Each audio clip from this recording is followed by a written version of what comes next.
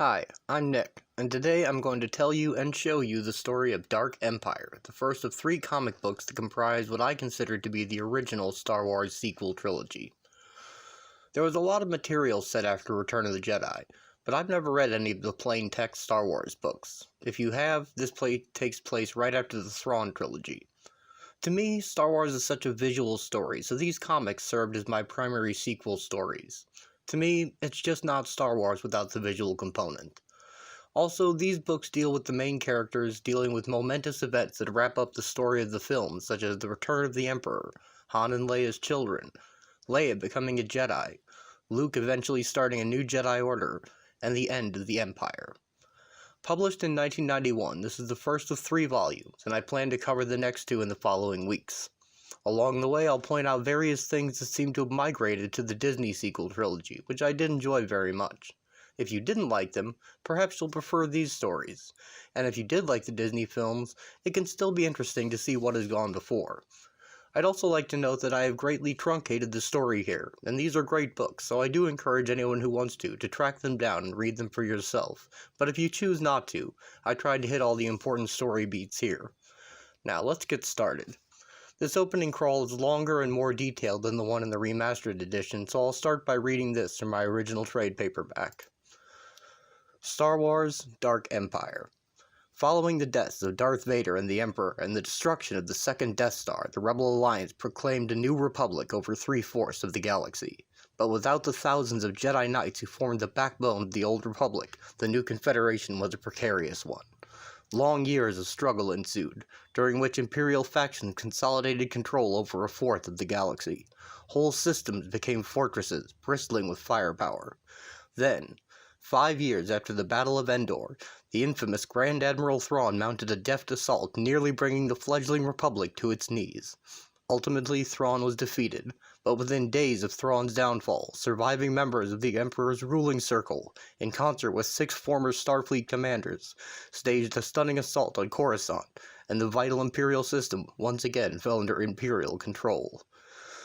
It looked certain that a new empire was about to emerge from the ashes of the old.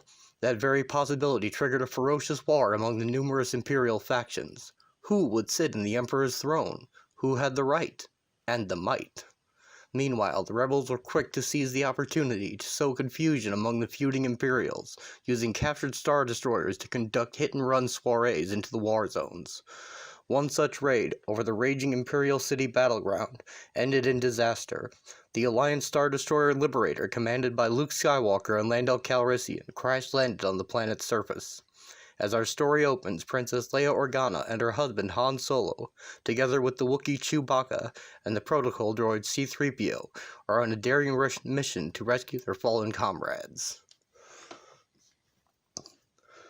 Our story begins with Han, Leia, Chewie, and C-3PO arriving in the midst of a great battle to rescue Luke and Lando. It looks a bit different than it would in the films, but this is the planet Coruscant. The Falcon navigates through the space wreckage to the planet's surface, where a battle rages between factions of ex-Imperials vying for power. With the Emperor gone, the Empire fell to infighting and internal civil war between those factions still loyal to the Emperor and those who only wanted power for themselves. In the midst of this chaos, Luke and Lando are somewhere on the surface. The Falcon rescues a band of rebels and finds Lando among them, and while Leia senses that Luke is nearby, he is nowhere to be seen. Leia proves her usefulness in combat by using her force powers to distract some war beasts while Han shoots them, and soon a shadowy figure also uses the force to destroy some war droids by manipulating their internal mechanisms. Luke emerges just in time to meet an oncoming AT-AT walker. Using his lightsaber, he deflects the walker's fire back into its head, and then using the force, he brings it toppling to the ground. Luke tells Leia to leave him there, as he has discovered something is using the dark side in this place like nothing he has ever felt before, and he must investigate. Soon after, a hyperspace wormhole opens near the planet, unleashing a powerful force storm that rages across the planet's surface. Luke tells his friends to leave, as he can sense that the storm only wants him, and they will be destroyed. Leia hesitates, but Luke tells her that she and her children will be the future of the Jedi, and she must think of them. Reluctantly, she leaves with the others. Luke faces the storm alone, and soon he and R2 are pulled into the sky, their fate uncertain, except that Luke knows that it is his destiny that calls him. Han and the Falcon return to Pinnacle Base on the moon of Dasucha, hidden in deep canyons among rocky spires. There, Admiral Akbar and Mon Mothma discuss the ongoing struggle against the remaining Imperial forces. A great war fleet has emerged from the galactic core, and a new threat descends on Akbar's homeworld of Mon Calamari. Han tells the rebel leaders that Luke disappeared into the dark force storm, and Mon Mothma believes the timing is not a coincidence. Mon Calamari is under attack by massive new machines called World Devastators, machines which suck up the planet's natural resources and enemy ships and use them to build new fighters which then emerge to strengthen its attack. Han and Leia prepare for a new mission to rescue Luke, as Leia senses he is in great danger. Luke finds himself and R2 in a huge Imperial prison ship orbiting the planet Biss, deep in the galactic core. It's possible this planet, which is completely shrouded in the dark side of the Force, was replaced by Exegol in The Rise of Skywalker. Luke is thrown into an energy cage and taken through the streets of the strange and beautiful city until he is released. He fights off the guards and walks into the Citadel under his own power to meet his captor, the Emperor. The Emperor reveals that his death at the Death Star was not the first time he has died, nor will it be the last. The amount of dark side energy in his body is too much power for flesh to sustain, and so he has been moving his power and his consciousness into clone bodies for years. He tells Luke that he exists primarily as formless energy, the same energy that can be seen escaping the shaft he was thrown into at the end of Return of the Jedi. He offers Luke the same position Vader had as his apprentice and commander of his great army. Luke considers striking the Emperor down, but he is aware that it would not truly kill him, and the Emperor might even possess his own body if he does so. Luke realizes that there is no other way, and so he agrees. In order to learn the secrets of the dark side, to better understand his father and the path that he took, and to truly overthrow the Emperor, Luke kneels and accepts his destiny. Leia senses this from a galaxy away, and is more worried than ever that Luke is lost. Now, the Emperor moving into clone bodies is how I think he survived in Rise of Skywalker, though it's not specifically spelled out. We do see clone Snokes and tanks. I think that's, proof enough. One of the rebels mentions clones and the dark side, and I think this is what they're referring to. I don't think his body survived the destruction of the Death Star. Now, back to the story. The rebels, led by General Lando Calrissian, arrive at Mon Calamari with a stolen Star Destroyer leading the charge. They launch X-Wings and transports to help the besieged Mon Calamari people, who are doing what they can at the ground level to fend off the assault. The World Devastators fight back with fully robotic TIE fighters, and a tractor beam that pulls in the stolen Star Destroyer to turn it into even more fighters. At that moment, back at Pinnacle Base, Leia receives a vision through the Force. At first she thinks it is Vader, but it is actually Luke who tells her not to interfere, that he has fallen to the dark side because it is the only way to free the galaxy from the Emperor's tyranny once and for all. The Emperor taunts Leia at the end of her vision, and she becomes overwhelmed and faints, only to be found soon after by C-3PO. Han Solo is training new recruits when Mon Mothma summons him to the infirmary to see Leia. Leia tells Han that Luke is in grave danger, and they must leave to go rescue him. Her Force senses will lead them to him, and the rebel leaders agree that Luke, as the last fully realized Jedi, is essential to the survival of the New Republic. Han knows some shady people who have paid for permission to travel to the deep core, and Han, Leia, Chewie, and C-3PO set off in the Falcon to find them. They arrive at Han's birthplace of Nar Shaddaa, a moon of smugglers, thieves, and pirates, only to find that Han has a larger bounty on his head than ever before. They are immediately attacked and pursued, the chase leading deep into the canyons of the city. Han flies into the hidden garage of an old friend, Nix, and meets with Sala, an old flame, who agrees to help them reach the galactic core with her own large ship, the Starlight Intruder. As Chewie helps Sala finish getting her ship ready, Han and Leia visit the area where Han used to live. Leia is soon accosted by an old woman, Vima, who senses the Force in Leia. She says that she used to be a Jedi and survived the Purge by betraying her own kind. Desperate to atone, she gives Leia a gift meant for a Jedi. I think that this character in this incident ended up transmuted into The Force Awakens as Maz Kanata having a lightsaber in a trunk, as it is a Force-sensitive person in a back alley of the galaxy handing a lightsaber down to another Force-sensitive person. Han and Leia make their way to Han's old quarters, only to find a nasty surprise awaiting them. Boba Fett. He has survived the Sarlacc pit and seeks revenge, as well as the now increased bounty on Han. A firefight and a chase ensues until Boba accidentally shoots a Hutt gang lord off his flying platform with a rocket, which Han and Leia quickly leave aboard and take escape into the skies. They return to the Starlight Intruder, on which the Falcon is docked, and leave the planet unaware that Fett is tracking them.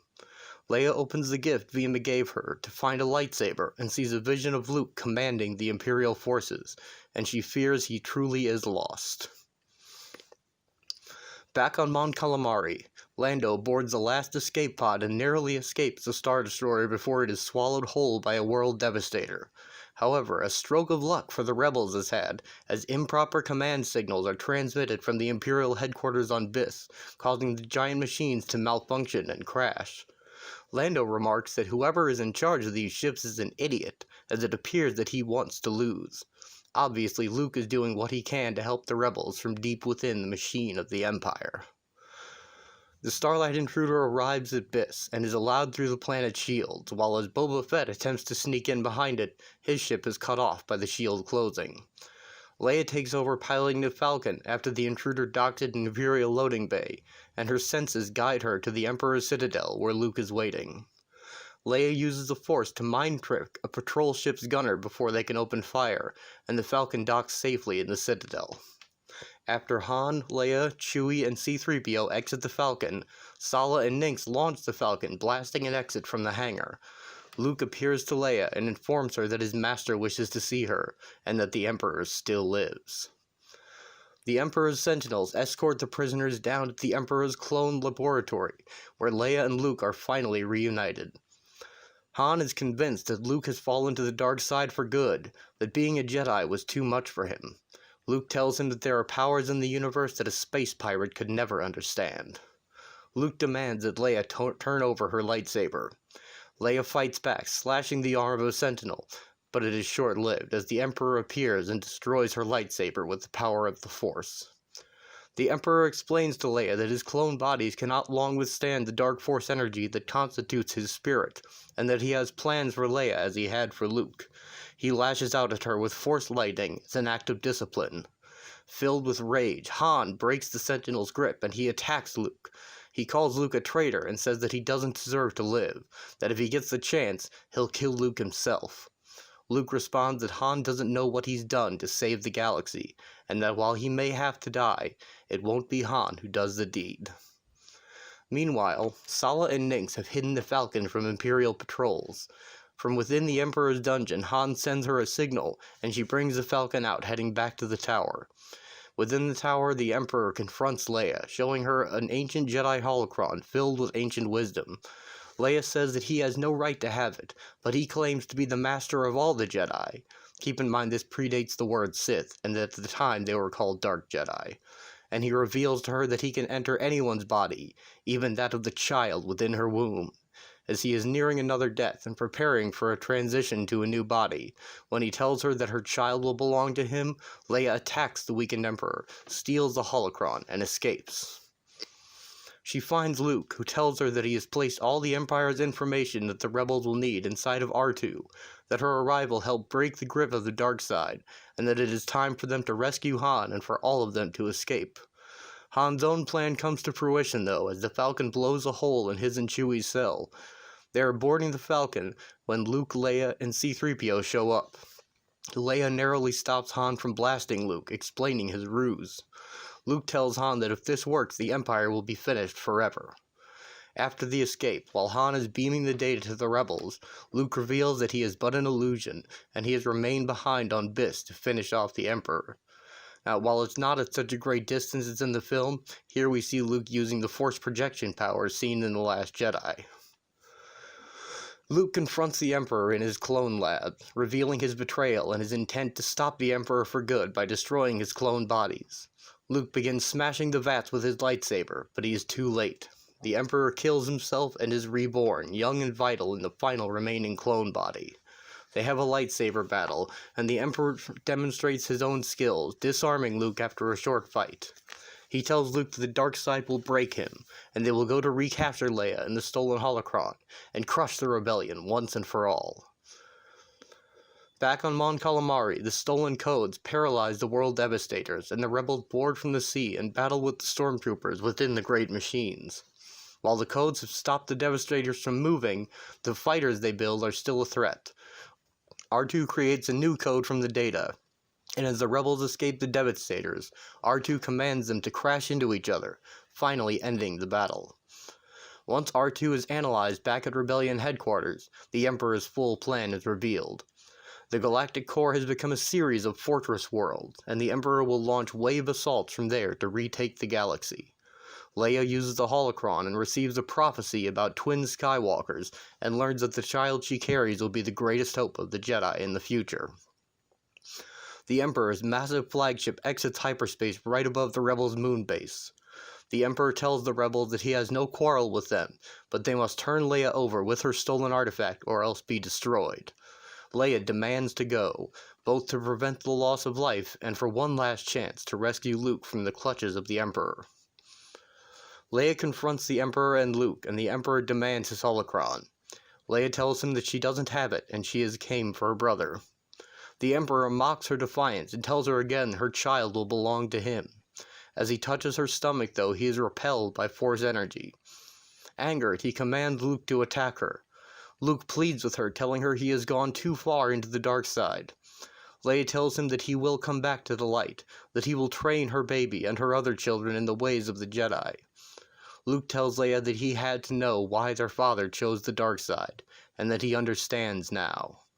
The Emperor again commands him, but Luke tells the Emperor that power and control were not the only things he learned of the dark side, but also loneliness, sadness, and fear, the feelings the Emperor feels even in his moments of triumph. The Emperor lashes out at Luke with Force lightning, and with his own truth about Vader, that the great Darth Vader was nothing but a sick man in an iron mask, that his feeble heart was forever possessed by the light deep inside, weakening him. Luke finally turns back to the light, freed by his sister from the Emperor's control. They battle again, but this time Luke is able to cut off the Emperor's hand. In his anger, the Emperor responds by unleashing another Force storm on the rebel moon below. Luke and Leia join their powers together, unlocking unknown strength in each other, and they close the Emperor off from the chaos he has created. Unable to control the Force storm, it turns against its maker, tearing the Emperor's 10-mile-long flagship apart. Brother and sister Jedi barely escape the ship in time, and as they watch the ship crumble, Leia tells Luke that her baby was joining their power with its own, and Luke tells her he can feel that great things are coming, and the Jedi will rise again. The end. Operation Shadowhand.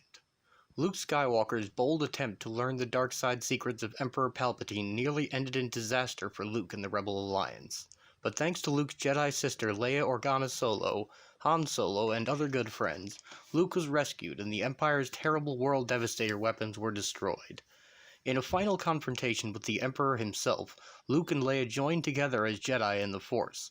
Enveloped in light, the Emperor fell victim to his own cataclysmic dark side energy.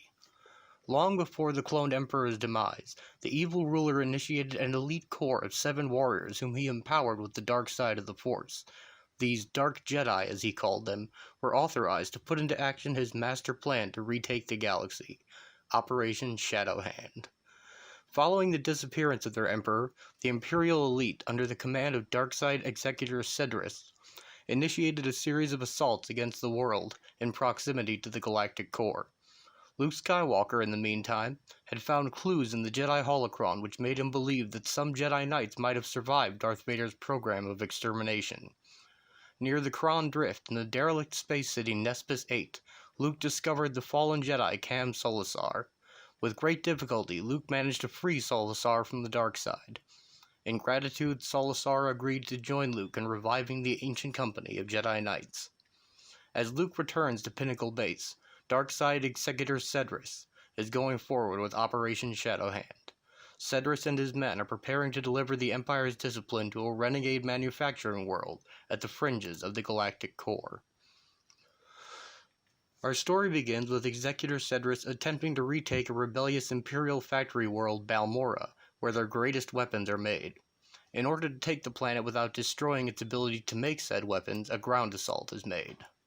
At first, Balmorra's new model war droids seem to have the upper hand on the Empire, who are using last year's models. But the Empire has a new weapon of its own, the Shadow Droids. These cyborg fighters are built around the brains of dead Imperial fighter pilots, wired to tactical computers in an unholy amalgamation of man and machine.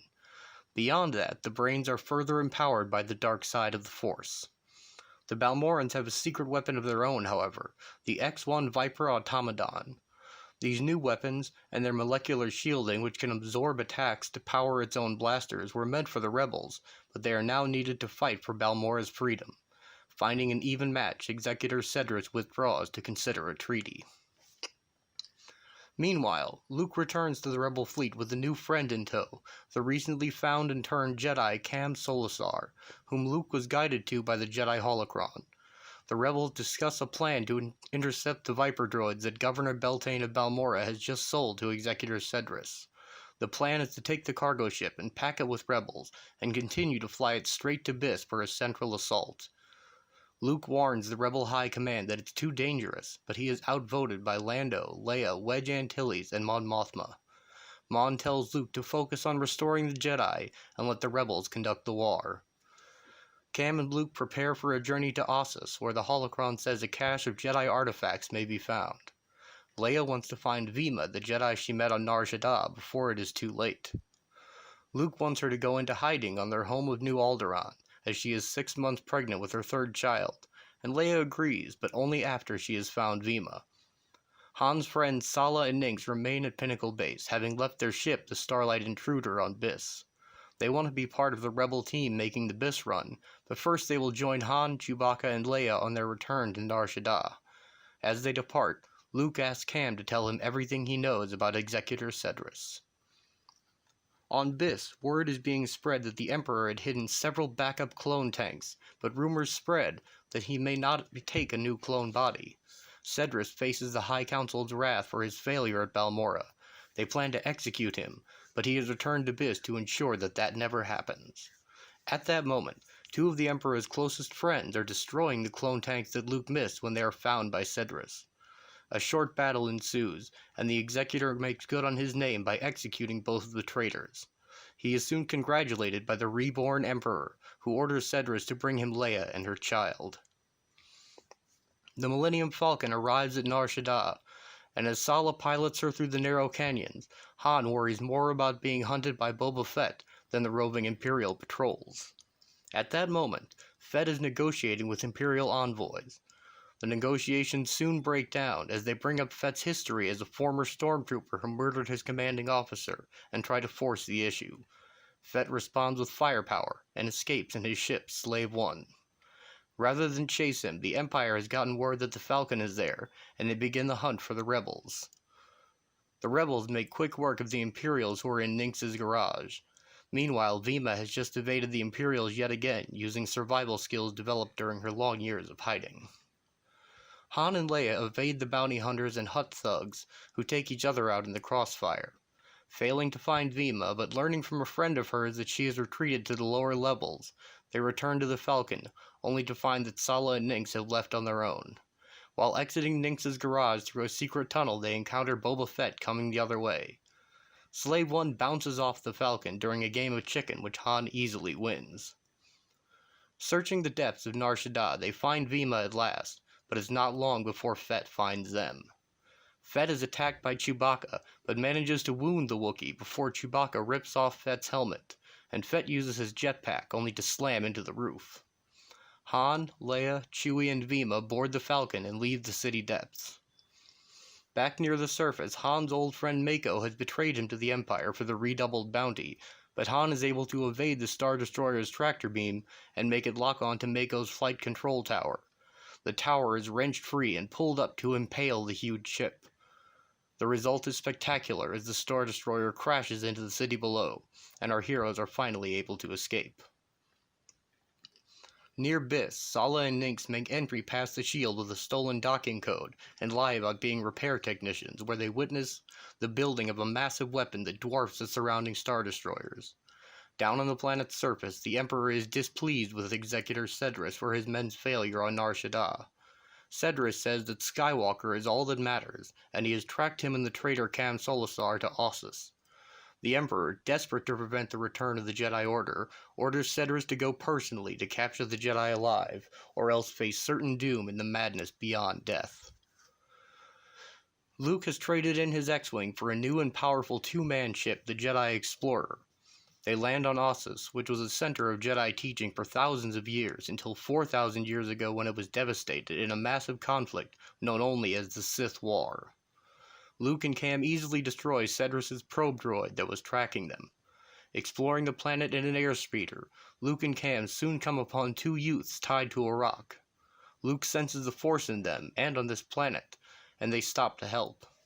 They are Rafe and Jem, brother and sister members of the Yasana, a group of warrior shamans who came to Ossus 4,000 years ago after the war. The rest of the tribe soon after Luke frees the youths and attack, using the Force to guide their gun-fired arrows. Luke and Cam deflect the missiles, but do not attack, for Luke knows that every one of these people is a potential Jedi. The Yasana then attempt to use the Force itself as their weapon, but Luke responds in kind and with greater skill, finally earning their respect. It seems they have not forgotten the Jedi. Soon, Cedrus arrives with a squadron of Dark Force-empowered stormtroopers. A fierce battle ensues, but with the Jedi on their side, the Yasana repel the Imperial attack. Cedrus and his second-in-command Vil Gore attack Luke and Cam, but the battle is short-lived. Cedrus, in desperation, takes Jem hostage, threatening her in an attempt to escape to his ship. However, the tree he has backed up against rises from the ground, revealing itself to be Ood Binar, the Jedi Luke and Leia saw in the holocron. Cedrus turns all of his dark power on Ood, who draws power from the planet to meet his attack. They disappear together into the planet, as Luke and Jem share a moment of kinship, and through the Force Luke begins to understand the Yasana language. Luke finds a cavern where Ood stood, a treasure he had guarded for thousands of years. It is a trove of hundreds of lightsabers, awaiting the day when a new Jedi Order would have need of them. The Imperial Star Hauler Reliance is making its way to Biss to deliver the shipment of Viper Automaton droids, while unbeknownst to the Empire, rebels, led by Lando Calrissian, have stowed away inside the droids, along with R2-D2 and C-3PO, who will be needed to infiltrate the Emperor's citadel. At that moment, the reborn Emperor is inspecting his massive new weapon, the Galaxy Gun. It is a gun the size of a large space station, capable of firing intelligent projectiles through hyperspace to strike anywhere in the galaxy with precision and to devastating effect. All the destructive power of the Death Star with the range of a hyperdrive, it is the Emperor's new method of striking fear into the galaxy, and may have inspired the long-range planet destroyer in the Disney film Starkiller Base. News of Cedrus's defeat has reached the Emperor, and he promotes Zexer Nist and Tedrin Shah from his inner circle to Executor and Second-in-Command, empowering them with the dark side of the Force. This empowering is severe enough to cause a disturbance in the Force felt by Luke, even though he is far away on Ossus. On Ossus, the Yasana have led Luke to an ancient Jedi library left undisturbed for 4,000 years. Rafe and Jem tell their tribal elders they wish to become Jedi, and the Yasana agree to guard the library until Luke returns with rebel excavators. Luke, Cam, Rafe, and Jem depart Ossus to return to Pinnacle Base. Meanwhile, the Millennium Falcon is leaving Nar Shaddaa when it is attacked by more bounty hunters. Manning the ship's powerful guns, Leia and Chewbacca make short work of them. However, Boba Fett also attacks from hiding, damaging the Falcon. Han takes her into the nearby gas cloud to escape, and Fett does not dare to follow him into the radioactive area. Han's luck holds out as he comes out clean on the other side.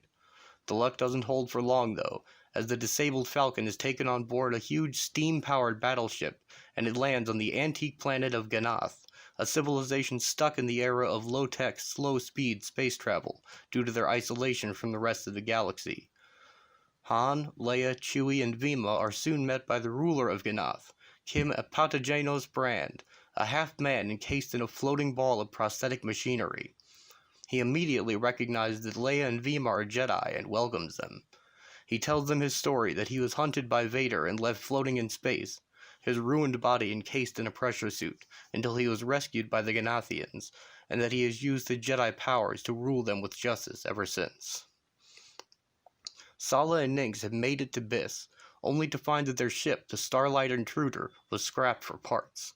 The Reliance has also arrived, and the Imperials begin unloading the Viper automatons.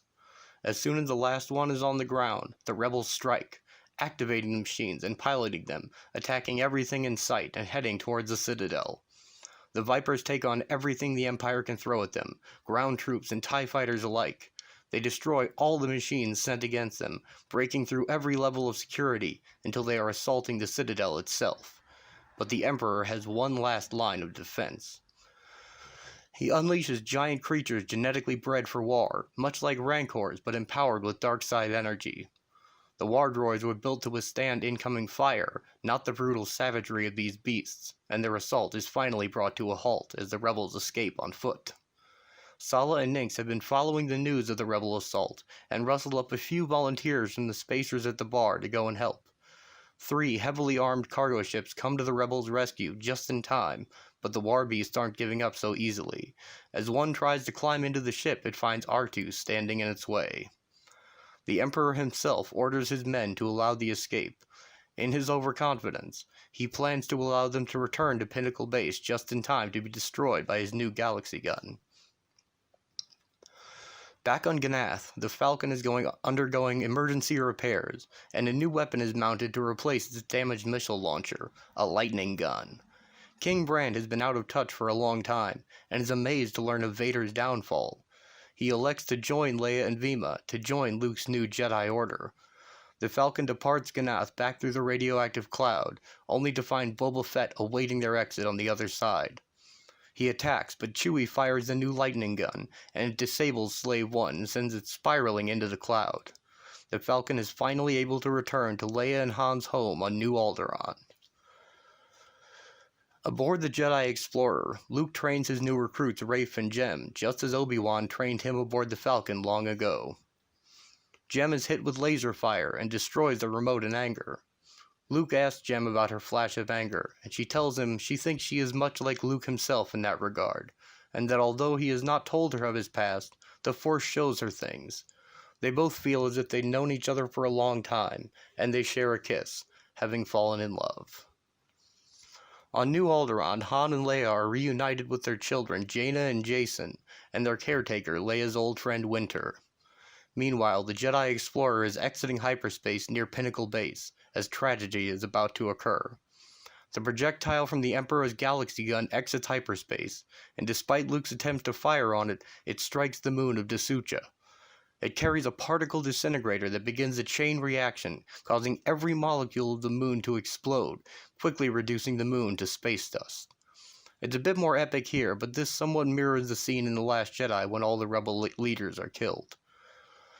Back on New Alderaan, Han, Leia, and Chewie enjoy a quiet afternoon with the kids as a small ship approaches. Leia senses that the pilot is Luke. He lands and delivers the grim news that Pinnacle Base is gone, and the Alliance leaders are all dead. Darth Vader's castle Bast is on the planet Vijun, and it is now the headquarters of the Emperor's Dark Jedi. The Emperor arrives just as his minions torture a rebel pilot, and finally learn the location of New Alderaan. Rather than destroy it with the galaxy gun, he desires Leia's children more than anything, and so he orders Zexer Nist and Tedrin Shah to take a corps of 7 elite Dark Jedi there to secure his prize. On New Alderaan, Luke, Cam, Brand, and Vima are teaching Rafe and Jem the ways of the Force. Leia knows that without the rebel leaders, victory will be all the more difficult, and so Han and Chewie will go into deep space to send a signal to Lando's attack team to avoid giving away the location of New Alderaan.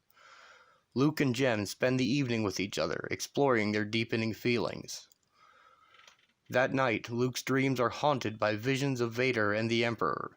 His nightmare is so deep he is unaware of the poisonous scarab droids crawling on his body. The Dark Jedi Tedris and Curtis Morty move to kill their weakened prey, but they are interrupted by the timely arrival of Leia and Jem. Leia dispatches Curtis, but Tedra shoots Jem before she can react. Leia takes swift vengeance. Vima arrives and moves quickly to save Luke while Leia comforts Jem as she lies on the floor. Vima is using force healing here as seen in The Rise of Skywalker and The Mandalorian. The other 5 Dark Jedi, led by Zexer Nist, are nearing the building where the children lie sleeping, but they are confronted by Brand, Rafe, and Cam.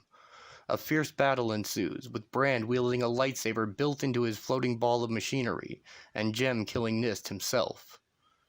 Rafe uses the Force to rescue the children from the grasp of a Dark Jedi, as Leia arrives to put an end to him with a blaster. Leia tells Rafe his sister has been hurt, and he arrives just in time for her final moments, as sadly Vima is unable to save her. Just when it seems that things can't get any worse, AT-AT walkers appear on the horizon, heading for the rebel settlement, sort of like the walkers who appear at the end of The Last Jedi. Luke, Cam, Vima, and Rafe narrowly escape the destruction as they run. Fortunately, at that moment, Han returns with Lando and the other cargo ships to fight off the attack and rescue the survivors, the Millennium Falcon's new lightning gun proving very effective against the walkers. Their refuge is a derelict city in space near Nespis 8, abandoned 4,000 years ago after the Sith War. There, they find that all is not lost, for Mon Mothma, Admiral Akbar, and most of the rebel leaders have survived, having managed to evacuate Pinnacle Base in time. Leia is going into labor while Luke and the other Jedi explore the excavated Jedi Library, which is saved as well. I think the Jedi Library here became the ancient Jedi text that Rey took from Luke on Ahch-To. Leia gives birth and names her 3rd child Anakin Solo, and reminds Luke that this new hope is their future, and that generations of Jedi will follow them. Luke has a vision of a bright future, when Leia's children are grown, and many Jedi Knights will retake the galaxy for peace and justice. Luke says that his dark dream has ended, that he is truly out of the Emperor's shadow now, and that he knows that evil cannot withstand the light of the Jedi. The end. Rage of the Emperor. With the birth of Leia and Han's 3rd child, Anakin Solo, Luke Skywalker feels a surge of hope for the future of the Jedi Knights. But it is a dark time for the Rebel Alliance. Deploying Umak Leth's new terror weapon, the Galaxy Gun, Emperor Palpatine has destroyed Pinnacle Moon and its rebel command base, and has driven the Alliance into hiding. Secreted on Nespis 3 Space City, Mon Mothma and her generals vow to continue the fight. Troop ships and heavy armor are directed against Imperial supply ports and shipyards, and without success, against the Galaxy Gun itself. Vowing to bring the Rebel Alliance to its knees, Palpatine launches hyperspace projectiles against Rebel troop ships, and against the Rebel command base on Nespis 8. Thanks to a faulty timing mechanism, the Alliance leaders are able to evacuate Nespis 8 seconds before it is annihilated. To further avoid the Galaxy Gun's deadly precision, the Rebel fleet is forced to disperse throughout the galaxy. Since his last clone body is rapidly nearing its end, drained by the volcanic anger he feels toward the Jedi and the Rebel Alliance, Palpatine is determined to rebuild his line of clones, and turns to young Anakin to do so. It is up to Luke and his small band of Jedi to protect Leia's children, who are the future of the Jedi. In the name of all the Jedi, Luke pledges to hunt down the Emperor and put an end to his dark reign over the galaxy, and restore peace for all time to come. Our story begins on Ossus, where the Asana tribe of warrior shamans have agreed to guard the remains of Jedi temples until Luke returns. For over 1,000 years, the Asana have feared the power of these places, but now they are beginning to understand that they are descended from Jedi, and are retaking their heritage. The tribal high council is gathered in a Jedi meditation chamber, and by pooling their force power they can see events and people far away. Chief Akko has seen the death of his daughter Jen, and fears that it was a mistake to allow her and Rafe to go with Luke to become Jedi. He also sees that the dark side of the Force grows ever stronger throughout the galaxy, and that 100,000 rebel troops are about to die from one strike by the Emperor. In deep space, the Alliance troopship Pelagia is heading toward a rendezvous with a group of X-Wings in order to aid an assault in progress on a vast Imperial shipyard. The captain receives grave news that the same type of missile that destroyed Pinnacle Base is heading for his ship. It takes half an hour for the huge ship to make hyperspace, but they only have 10 minutes. As the missile exits hyperspace, X-Wings converge to fire upon it, but its shields are too strong, and the shields on the Pelagia are unable to prevent its destruction. The Emperor rages with triumph, witnessing the destruction on his view screen. Though the galaxy gun has only been fired 4 times, the galaxy is already bowing to his will. Also bearing witness are the leaders of other star systems, who quickly bow to the Emperor as well. The Emperor's position begs him to control his emotions, as his last clone body is wearing out under the strain of his dark side energies. His best clones having been destroyed by Luke and his traitorous friends, he was forced to take one that is genetically unstable. Imperial spies within the Rebel Alliance have just reported the location of the Rebel base near Nespis 8. The Emperor immediately orders its destruction. The derelict space city near Nespis 8 has quickly become the center for Rebel activity and military strategy in the galaxy. In the main hangar, Han Solo is overseeing the replacement of the Millennium Falcon's new lightning gun with a replacement missile launcher, which he expects will please Chewbacca greatly. On board the Falcon, R2-D2 informs C-3PO that an Alliance technician has just installed an Imperial homing beacon on the Falcon. The Imperial spy is about to destroy C-3PO when he is stopped by Han and caught by Chewbacca. The spy is brought to the Rebel leaders, but before Mon Mothma can order an evacuation, the city's defense scanners report the missile is already on its way. It punches a hole in the main hangar and comes to rest in a calamari cruiser, but does not explode. A faulty timer has saved the rebellion for now, and the missile is disarmed as the evacuation begins. The Rebel fleet launches into hyperspace just as a second missile destroys the city. The Emperor, furious at the weapon's failure, gives Umak Leth, the weapon's creator, 3 days to get it in perfect working order on pain of death.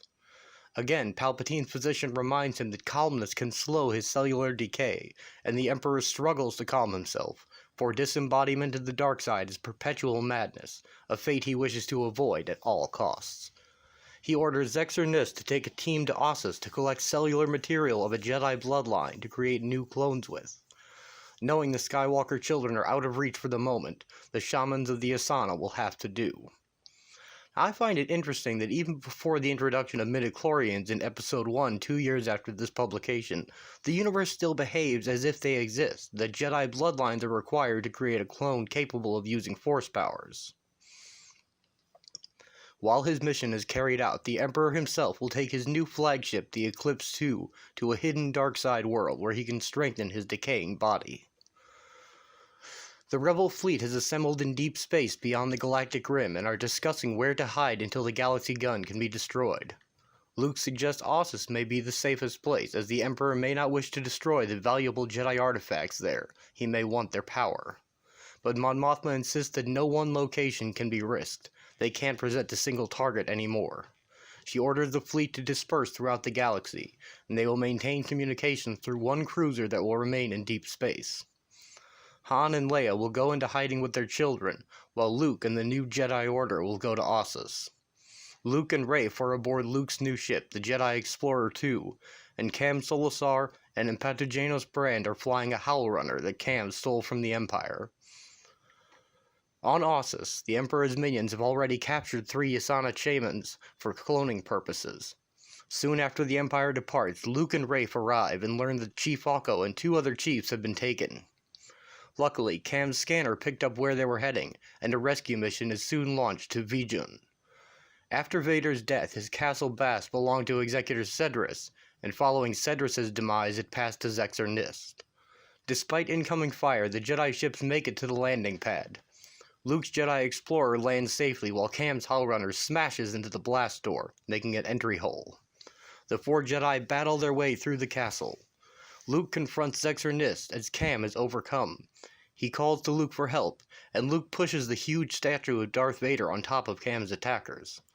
The Jedi find the captured Yasana chiefs, but they have been encased in carbonite slabs with no controls.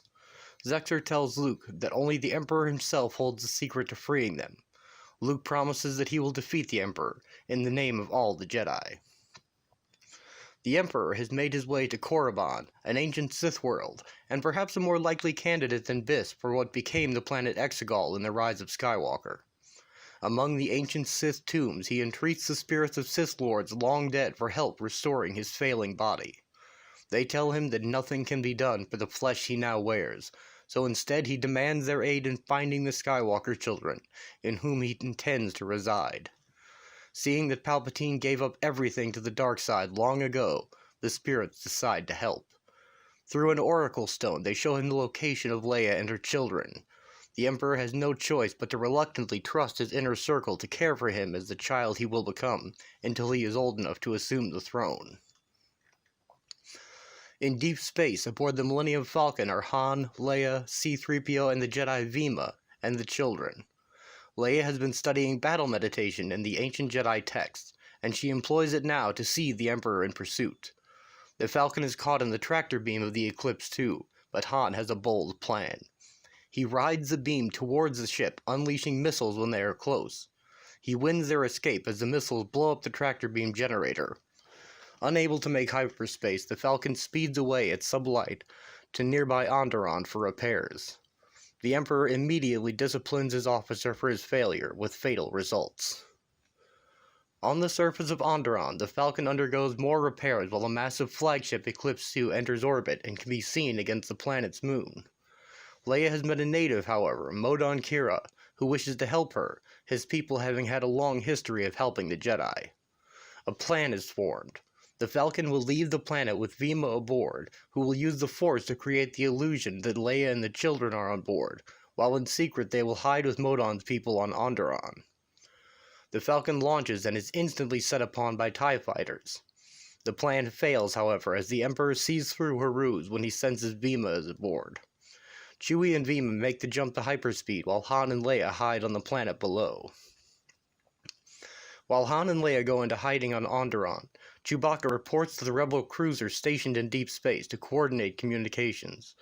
Luke sees both the danger and the opportunity presented by the Emperor's attack, the chance to capture the Emperor in a stolen energy cage, just like the one that held Luke back on Biss. Luke quickly mobilizes the Rebels for an assault on the Emperor's flagship, Eclipse 2. The Rebel fleet engages a massive ship to provide cover for the Jedi Explorer, which holds Luke, Rafe, Vima, and Brand, and Cam aboard the Millennium Falcon as they make their way to the ship. The capture of the Emperor is a job for Jedi Knights. Sensing that the Emperor is not on board, the Jedi Explorer 2 leaves the battle to land on Onderon as the Falcon stays behind to attack the flagship's engineering section. Han Solo meets Luke and his band of Jedi Knights, and they team up with the Beast Riders of Onderon and attack the Emperor's Imperial shuttle. He is not aboard, however, and his minion reveals that he has gone to hunt Leia at the hidden Kira fortress. The Emperor makes his entrance with Sith magic, pretending to be merely an old man seeking shelter. While Leia and C-3PO discuss Jedi history, he makes his entrance to her chamber. Aboard the Eclipse 2, Cam Solusar, Chewie, Lando, and Wedge Antilles go into action. Having cut their way into the engineering section, they begin their sabotage. Meanwhile, the Emperor disables Leia and C-3PO with Force lightning and takes her child. At that moment, Brand discovers them and bravely faces the Emperor's wrath. Rafe cuts the hand off of the Emperor's Dark Jedi bodyguard before he too is felled by lightning. Luke tells the Emperor that death is no longer an escape for him without his clones, and offers to accept his surrender. Just then Han arrives, and delivers the final blow to the weakened Emperor with his blaster. The Emperor's malevolent spirit leaves his dying body, attempting to enter Leia's child, but it is intercepted by King Brand. As he holds the Emperor's spirit, Brand is being eaten alive by darkness. Yet he promises that the Emperor will go into death with him, and will be held by all the Jedi who have gone before, that he will never return again.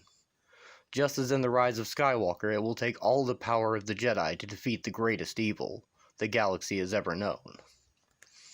Aboard the Eclipse 2, the Rebels' plan is coming to fruition.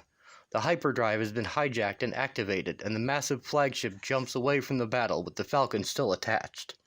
Just then, near Biss, the Galaxy Gun has been repaired and is ready to fire again, just in time for the Eclipse 2 to exit hyperspace on a fast collision course with it. In one blow, the Galaxy Gun is broken, and it is destroyed. It fires one final time, striking the planet Biss below.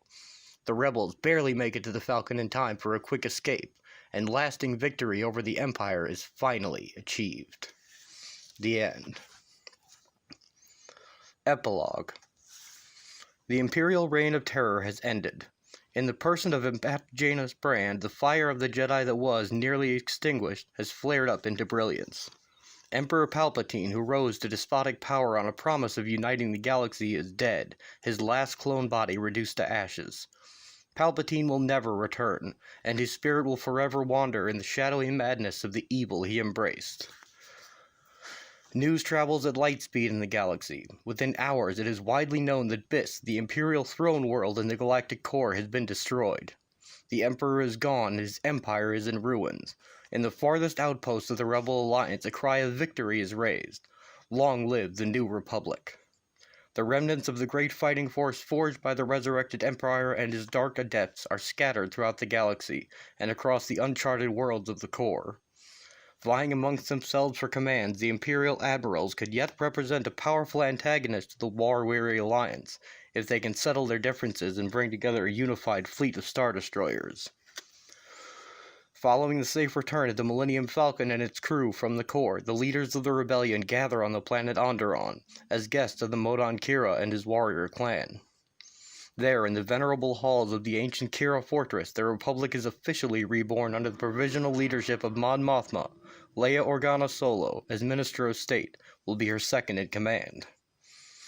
The planet Coruscant has been the seat of galactic government for millennia, and it was the seat of the New Republic during the years immediately following the Battle of Endor and the death of Darth Vader. Reconstruction of the old seat of government on Coruscant will begin immediately, and the free worlds of the galaxy are invited to send representatives to Coruscant as members of a regenerated Senate. The senators will, in solemn deliberations, elect a new president of the Galactic Republic. It is Leia's hope that Vima Dabota, who remembers the time when the Jedi were unequaled in strength and wisdom, will live to train Han and Leia's children in the ways of the Force. But during the victory celebration in the walled city of Aziz, Vima mysteriously disappears. None of the Jedi are able to locate her, and it is not known if Vima is dead, or whether she found passage back to her old haunts on the spaceport Mood Nar Shaddaa.